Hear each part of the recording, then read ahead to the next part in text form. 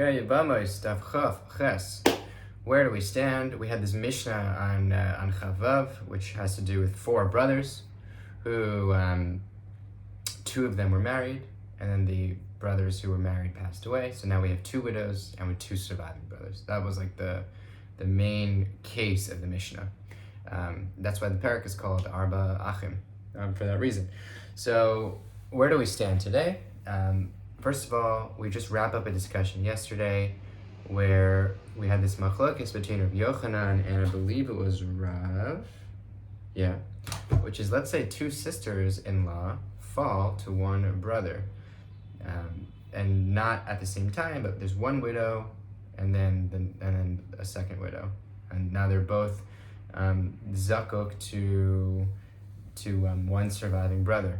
So Rab says, or I'll start with Rabbi Yochanan. Rabbi Yochanan says that if the first widow dies, then the second widow is not able to do yibum on the brother. Why? Because when the second widow became a widow, she was usher to the original guy because she was her sister was basically eligible for yibum, so she became like a zakuka's sister, which is usher. So even when the first widow dies, it doesn't like free her up. Rabbi Yochanan says, once you're usher, you're always usher. That was the opinion. So the Gemara brought many different challenges. Basically, there was an initial challenge where someone brought up, what about the case of our Mishnah here? And Rabbi Yochanan said, I don't know who authored the Mishnah, but it's an unreliable source. So the Gemara tried many times to say, well, why do you have to say that it's an unreliable source? Why don't you just say this, or why don't you just say that? And ultimately, they were all rejected. In other words, Rabbi Yochanan was able to stand his ground, and we conclude by saying that, the Mishnah, according to Rabbi Yochanan, we don't hold by the Mishnah. And that concludes that discussion, okay? Then we move on to say, okay, so what happens in our case of our four brothers and two widows? What happens if I know we said that they're not really supposed to marry these surviving brothers, but let's say they do it anyway, right? Ideally, they both need to do chalitza, they can't do yibum. What happens if they do yibum anyway? What's the deal? So it's a machlokes, Beis Shammai, Beis Hillel. It's actually double machlokes. Beis Shammai says, at least in our Mishnah, keep them. Beis Hillel say you gotta divorce them. So interesting, because usually Beis Hillel is the more lenient. This is what the Tanakama holds that Beis Shammai and Beis Hillel believe. But then we have another opinion by Reb Shimon who says, no, both Beis Shammai and Beis Hillel both say that they're allowed to keep the wives, and they don't have to divorce them. And there's a third opinion that says they both hold they have to divorce them but not keep them, but that's not listed in the Gemara. Okay, then we say, okay, what about a case where one sister was an erva, meaning there are two sisters who are eligible for to one surviving brother. One sister is an erva, the other one is not.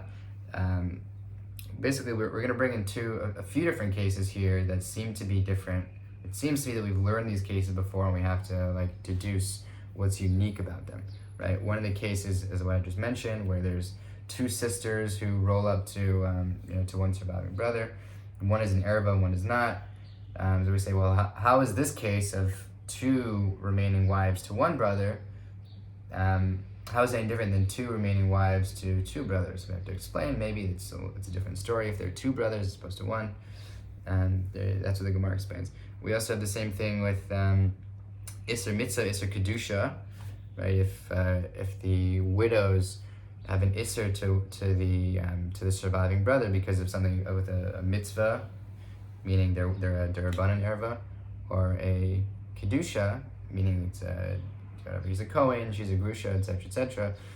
Then in that case, you have to do Chalitza and not Yibum.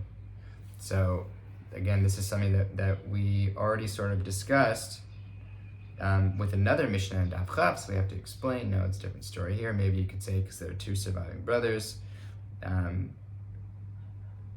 One was just a Yevama, one was a Yevama plus Yevama's sister. Where you say, lastly, we're going to do the same thing. We have the crisscross case where there are two surviving sisters, widows, and two surviving brothers. one brother is an erva to one sister, and the other brother is an erva to the other sister, so they can kind of swap. The one who is eligible to the sister can marry the sister, the other one can marry the other sister. The crisscross, I call it. We say, why is a crisscross any different than just having one brother do yibum on one eligible woman?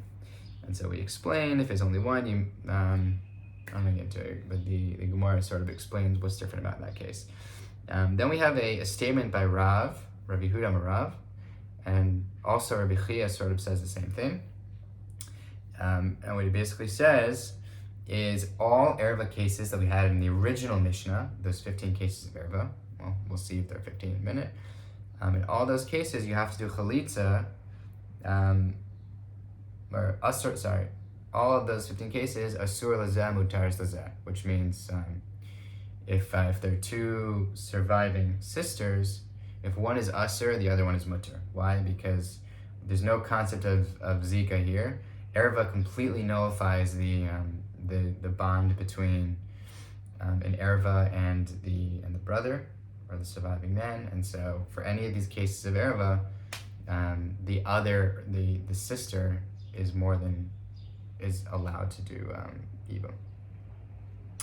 So that's what the statement was. Now we have three different interpretations. Right? First we have Rabbi Yehuda says no. When he says that din, I know he says all ervas, but he's really just referring to the ones that happened by marriage. There are a few ervas that could not have happened by marriage. I think the first 6. I'm not going to explain why it couldn't be done through marriage, but he just excludes the case of the daughter and the son's daughter, etc. Then we have Abaye who jumps in and says no, those cases are included, but what's not included is the case of Eishes Ach Shel Bal Olamo, because he says it's actually not possible. The case is disputed between Reb Shimon and Rabbanan, so if it's a disputed case, it's not included. And then lastly, we have Rav Safra, who says, no, there is even a case of Eishes Ach Shel Bal Olamo. And he explains, and this is crazy, where there are 6 or even 8 brothers, Reuben, Shimon, Levi, Yehuda, Yisachar, Zevulun, and Dan, Naphtali, and he sort of whips up a case where it is possible, where you can have Eishes Ach Shel Bal Olamo. So according to Reb Safra, all cases of the Mishnah are included. And thus concludes that Mishnah. We start off with another Mishnah, which is talking about 2 sisters or relatives who fall to one surviving brother. And we're going to continue that theme on tomorrow's daf. But basically they say that the sisters can do chalitza, but they can't do yibum. And if one was an erva, then it's asur ba mutar ba choisa. And if it's isser mitzvah and isser kedusha, like we had in the previous Mishnah, they both have to do chalitza and not yibum.